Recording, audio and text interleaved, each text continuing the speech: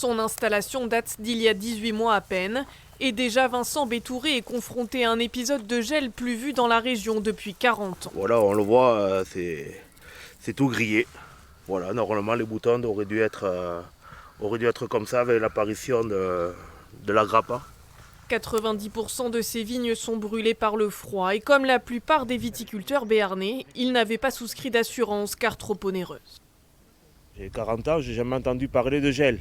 Je me suis dit, bon, je vais pas m'assurer pour une chose qui n'arrive rarement. Voilà, alors je suis encore dans l'inconnu, comment je vais faire financièrement pour couvrir au moins les frais. Au-delà des aides ponctuelles déjà annoncées par l'État, les représentants des agriculteurs demandent des moyens pour se protéger des épisodes climatiques de ce type, amenés à se multiplier. Ça évite d'engager des fonds publics lorsqu'il y a une catastrophe climatique. Et surtout, ça permet également de garantir la production.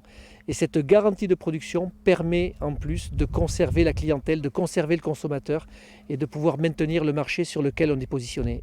Le gel détruit la flore et met en péril la faune qui s'en nourrit. Les abeilles de cet apiculteur d'Argagnon ne trouvent plus assez à manger.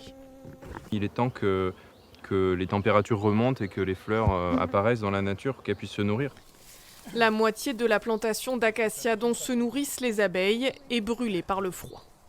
On prépare bien les colonies, on fait tout un travail pour les amener, qu'elles soient prêtes pour le moment, là, le début de la floraison. Et puis malheureusement, c'est raté pour cette fois.